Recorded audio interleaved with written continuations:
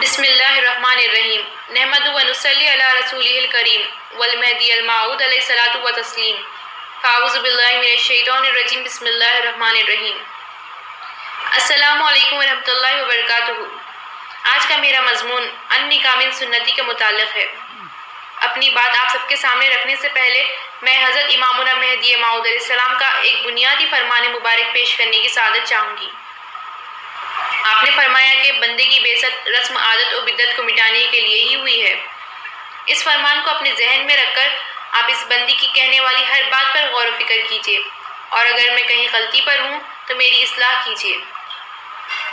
دوستو، انسانی فطری ضروریات یعنی نیچرل نیڈس میں جس طرح بھوک، پیاس، نیند، رفع حاجات ہے، اسی طرح نکاح کرنا بھی ایک فطری ضرورت ہے۔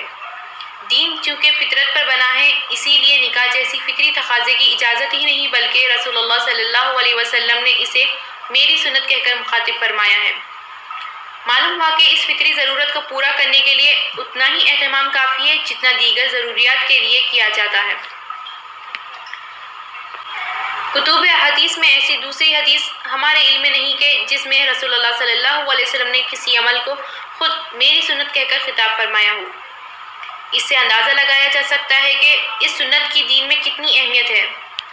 ساتھ ہی بنیادی اصول حضور صلی اللہ علیہ وسلم نے بیان فرما دیے ہیں کہ جو نکاح کم سے کم خرچ پر ہوگا وہ زیادہ سے زیادہ بابرکت ہوگا، یعنی نکاح میں جتنا زیادہ خرچ ہوگا وہ رسول اللہ صلی اللہ علیہ وسلم کی برکت کی بشارت سے اتنا ہی دور ہو جائے گا۔ فرمان امامنا علیہ السلام کی روح سے انسان کی زندگی تو بس اللہ کی بندگی اور مقصد حیات تو اللہ کی یاد ہے، لیکن نکاح کو اتنا مشکل ترین عمل بنا کر ایسا لگتا ہے کہ گویا شادی کرنا ہی ہمارا مقصد حیات بن گیا ہو۔ ساری توانائی اور محنت کی کمائی صرف ایک دو راتوں میں لٹانا گویا لازم و مظلوم ہو گیا ہو۔ ایسے کتنے نوجوان نہیں ہیں کہ جن سے اگر پوچھا جائے آپ کے باہر جا کر کمانے کا کیا مقصد ہے تو فوری کہیں گے کہ بہنوں کی شادی کرنی ہے یا ابا کا قرض چکانا ہے جو بڑی آپا کی شادی میں لیا تھا۔ سنت کے نام پر ان محفلوں میں اسراف و تبذیر، بے حیائی اور غیر مسلمانہ رسم و رواج کو اس طرح داخل کر دیا گیا ہے کہ لوگ اب اس عمل کو سنتی سے تعبیر دیتے ہیں اور ہر رخے پر ان نکاح من سنتی لکھتے ہوئے رمق برابر بھی نہیں سوچتے کہ وہ فعل سنت کیسے ہو سکتا ہے جو معاشرے میں درد سر بن کر رہ گیا ہو۔ وہ فعل دین کا حصہ ہو ہی نہیں سکتا جو لوگوں کو مشکل میں ڈال دے۔ یہ توہین رسالت نہیں تو اور کیا ہے۔ دور جاہلیت میں بھی لوگ اسی طرح شادی کے لیے ایک ایک ہفتے کی تقاریب رکھا کرتے تھے۔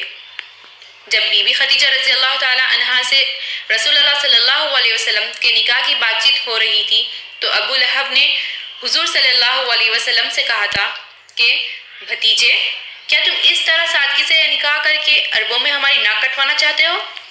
آج ہمارا حال بھی ٹھیک انہی لوگوں کی طرح ہو گیا ہے جو نکاح کو سادگی سے کرنا اپنی شان کے خلاف سمجھتے ہیں، بلکہ ان جاہلوں سے بھی بدتر ہو گیا ہے۔ وہ اس لیے کہ دور جاہلیت میں تو لوگ خود اپنے مال پر عیش و عشرت کا مظاہرہ کرتے تھے، لڑکی والوں پر ظلم و زیادتی نہیں کرتے تھے، لیکن آج لڑکی والوں پر اتنا بوجھ ڈال دیا جاتا ہے کہ وہ اپنی کمر سیدھی کرتے کرتے عمر کے آخری حصے کو پہنچ جاتے ہیں۔ آج اپنے آپ کو مہدوی کہلانے والا بھی ٹھیک اسی انداز میں باتیں کرتا ہے جو ابو جہل نے کی تھی۔ اللہ کی خوشنودی پر لوگوں کی خوشنودی معنی رکھتی ہے۔ ان کی نظر میں اصل عزت وہی ہو گئی ہے جو ابو جہل، ابو لہب، عتبہ شیبہ کی نظر میں تھی، یعنی اگر سادگی سے نکاح کریں گے تو سوسائٹی میں ان کی کیا عزت رہ جائے گی؟ لوگ کیا کہیں گے اگر ہم دھوم دھڑاکے کے بغیر صرف سادگی سے شادی کریں گے؟ اللہ تعالیٰ نے ایسے ہی لوگوں کے لیے قرآن میں صاف طور پر کہہ دیا ہے کہ اعوذ باللہ من الشیطان الرجیم بسم اللہ الرحمن الرحیم وَإِذَا قِيلَ لَهُ اتَّقِ اللَّهَ أَخَذَتْهُ الْعِزَّةُ بِالْإِثْمِ فَحَسْبُهُ جَهَنَّمُ وَلَبِئْسَ الْمِہَادُ۔ ترجمہ: اور جب اس سے کہا جائے کہ ڈر اللہ سے تو عزت کا خوف اسے گناہ کرنے پر مائل کر دیتا ہے۔ ایسے لوگوں کے لیے بس جہنم ہے جو بہت برا ٹھکانہ ہے۔ آج کل لوگ سمجھنا ہی نہیں چاہتے کہ فضول خرچی کرنا اللہ کے نزدیک کتنا بڑا گناہ ہے۔ ہم اس آیت قرآن کے کیا معنی لے سکتے ہیں جہاں اللہ تعالیٰ نے فرما دیا ہے کہ اعوذ باللہ من الشیطان الرجیم بسم اللہ الرحمن الرحیم۔ بے شک فضول خرچی کرنے والے لوگ شیاطین کے بھائی ہیں۔ جن لوگوں کو اللہ نے اس دنیا میں مال دے کر آزمائش میں ڈال وہ خوشی سے جہیز لینے دینے کو جائز سمجھتے ہیں۔ ان کا کہنا ہے کہ اللہ نے جنہیں جتنی استطاعت دی ہے انہیں ضرور کرنا چاہیے۔ قرآن مجید کی آیت کو غلط انداز میں سمجھانے اور پیش کرنے تک سے نہیں ڈرتے اور کہتے ہیں کہ اللہ نے تو اپنی نعمتوں کا اظہار کرنے کا حکم دیا ہے، اور اس آیت کا حوالہ دیتے ہیں اعوذ باللہ من الشیطان الرجیم بسم اللہ الرحمن الرحیم وَأَمَّا بِنِعْمَتِ رَبِّكَ فَحَدِّثْ۔ ترجمہ، اور اپنے رب کی نعمتوں کا اظہار کرو۔ ان کا حال یہ ہے کہ جہاں جو آیت اپنے مطلب کو پورا کرے اسے بنا سیاق و سباق کے لے لیتے ہیں۔ اگر یہ لوگ قرآن کو سمجھ کر پڑھتے تو انہیں پتہ چل جاتا کہ سورۃ تکاثر کی آخری آیت میں اللہ ہمیں کس بات کی وعید دے رہا ہے۔ اعوذ باللہ من الشیطان الرجیم بسم اللہ الرحمن الرحیم ثم لتسألن یومئذ عن النعیم۔ ترجمہ، پھر ضرور اس روز تم سے ان نعمتوں کے بارے میں جواب طلبی کی جائے گی۔ دیکھیے، مال، اولاد، شہرت، صورت، بنگلے، گاڑی سب فتنہ ہے، اگر ان سب عطائے خداوندی میں نعمت ہدایت نہ شامل ہو۔ مال تو نعمت اسی وقت ہو سکتا ہے جب خدا کی عطا کردہ نعمت انسان خدا کی راہ میں نہ خرچ کر دے۔ اگر وہ شادی کے بیجا رسومات اور خرافات میں مال برباد کر کے خوش ہوتا ہے تو وہ اس آیت خداوندی کی زد میں آ ہی جاتا ہے۔ بسم اللہ الرحمن الرحیم یقول اہلکت مالا لبدا۔ ترجمہ، اور وہ کہتا پھرتا ہے کہ میں نے بہت سا مال برباد کر دیا۔ ایسے امیر لوگ ہماری قوم میں بامشکل 10% ہو گئے جو باقیوں کی زندگی مشکل میں ڈال رہے ہیں۔ ان کا دیکھا دیکھی غریب اور متوسط درجے کے افراد بھی ایسی شادیاں کرنے کے لیے ایک دوسرے پر ظلم و زیادتی کر رہے ہیں، ایک مقابلہ اور دوڑ لگا رہے ہیں، چاہے اس کے لیے انہیں کسی بھی ذریعے سے مال لانا پڑے۔ نہ حرام دیکھتے ہیں نہ حلال۔ یہ کیسے ممکن ہے کہ کوئی اپنی بیٹی کی شادی کے جہیز اور رخصتی کے کھانے کے لیے بھیک، ادھار، سود، چندہ یا چوری کرے اور کہے کہ یہ وہ اپنی خوشی سے کر رہا ہے؟ یہ خوشی سے کرنے کے نام پر اپنے آپ کو دھوکہ دینے کے برابر ہے۔ ایسا کرنے میں ان کی کئی وجوہات ہوتی ہے۔ یہ یا تو مجبور ہو کر کرتے ہیں یا دکھاوے کی خاطر کرتے ہیں، لیکن ہر صورت میں آج کل کی شادیاں معاشرے میں مکمل فتنہ پروری کی شکل اختیار کر گئی ہے۔ ایسے غریب اور متوسط طبقے کے لوگوں کو سوچنا چاہیے کہ وہ ایسا دیکھا دیکھی کر کے خود ہی اپنی دنیا اور آخرت ہلاکت میں ڈال رہے ہیں۔ انہیں چاہیے کہ جو کچھ بھی اللہ تعالیٰ نے انہیں عطا کیا ہے اس کے وہ شکر گزار بنے، نہ کہ امیروں کے مال کو دیکھ کر اپنی زندگی اور آخرت کو خطرے میں ڈال لے۔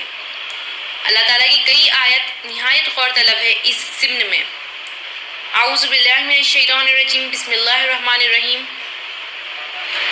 وَلَا تَمُدَّنَّ عَيْنَيْكَ إِلَىٰ مَا مَتَّعْنَا بِهِ أَزْوَاجًا مِّنْهُمْ زَهْرَةَ الْحَيَاةِ الدُّنْيَا لِنَفْتِنَهُمْ فِيهِ۔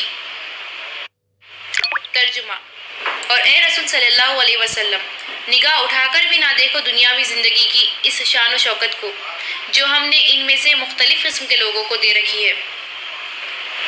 وہ تو ہم نے انہیں آزمائش میں ڈالنے کے لیے دیا ہے۔ اس آیت میں اللہ تعالیٰ نے ہر دو طبقے کے لیے دو ٹوک بات کہتی ہے۔ جو امیر ہے وہ اللہ کی دی ہوئی متاع دنیا کو ایک آزمائش سمجھے، اور جو غریب ہے وہ دوسروں کے مال کو دیکھ کر اپنے دلوں میں حسد اور حسرت نہ پیدا کرے۔ اور جو لوگ اس آیت سے روگردانی کریں گے انہیں لازماً عند اللہ جواب دینا ہی ہوگا۔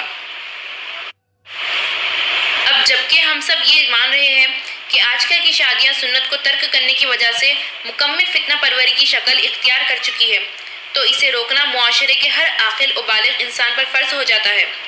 ہر آدمی سے اللہ کے نزدیک اس کی باز و پرس ہوگی۔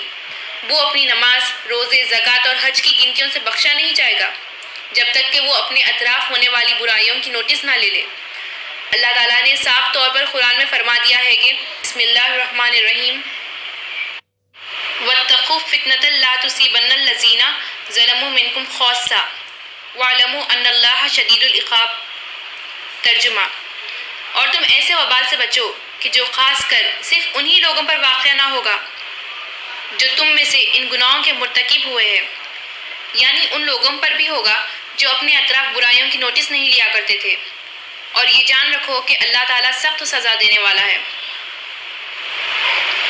دوستو، رسول اللہ صلی اللہ علیہ وسلم کی حدیث ہمیں یہ گائیڈ کر رہی ہے کہ اگر ہم ہمارے اطراف کسی برائی کو دیکھیں تو کیا کرنا چاہیے۔ رسول اللہ صلی اللہ علیہ وسلم نے فرمایا کہ جو کوئی تم میں سے برائی کو دیکھے تو اسے چاہیے کہ وہ اسے اپنے ہاتھ سے روکے، اگر اس کی طاقت نہ ہو تو اپنی زبان سے روکے، اور اگر اس کی بھی طاقت نہ ہو تو اس فعل کے لیے اپنے دل میں کم از کم کراہیت محسوس کرے۔ لیکن یہ ایمان کا آخری درجہ ہوگا۔ عالیت پر نظر رکھنے والی قوم یعنی کہ ہم اگر ایسے عمل پر دل سے کراہیت بھی نہ محسوس کریں گے تو ہمارا شمار ایمان کے کس درجے میں ہوگا؟ یہ انتہائی غور طلب بات ہے۔ الغرض، آج کل کی شادیوں کے لیے جہیز پر، رخصتی کے کھانوں پر، اس کے لوازمات جیسے مہندی، سانچک، منجا، جماگی وغیرہ پر جو بے لگام مال و وقت کی بربادی ہو رہی ہے، ہر دن اس میں اضافہ ہی ہو رہا ہے، جس کے نتیجے میں مڈل کلاس اور غریب بیٹی والوں کی زندگی بھر کا سرمایہ ایک جھٹکے میں صفر یعنی زیرو ہو جاتا ہے۔ ستم ظریفی یہ بھی ہے کہ ایسے خاندانوں کے اعداد ہماری قوم میں کم و بیش 80% ہے۔ اس اسراف اور بیجا رسومات کو اپنے اوپر لازم سمجھنے کی وجہ سے سود، بھیک، چندہ، رشوت اور حرام کی کمائی کے دروازے بے دھڑک کھل گئے ہیں۔ حقوق نسواں میں بھی بے عدلی عام ہو گئی ہے، یعنی لڑکیوں کا حق وراثت شادی کے کھانوں اور بیجا تقاریب میں خرچ ہو جاتا ہے۔ شادی کے نام پر قرآن کا جو آئینۂ سنت ہے دل کھول کر مذاق اڑایا جا رہا ہے۔ نیز حکم قرآنی کا اہم فریضہ یعنی امر بالمعروف و نہی عن المنکر کی روشنی میں قوم کے ہر فرد کو سمپل ویڈنگ موومنٹ یعنی سیدھی سادی شادی مہم میں شامل ہونے کی ہم مخلصانہ دعوت دیتے ہیں۔ یہ بالخصوص بندی کی طرف سے آپ سب کے لیے پرسنل انویٹیشن سمجھیے۔ موبائل یا واٹس ایپ سے رابطے کے لیے ہمارا نمبر 8008245395 نوٹ کریں۔ جزاک اللہ خیر۔ خدا حافظ۔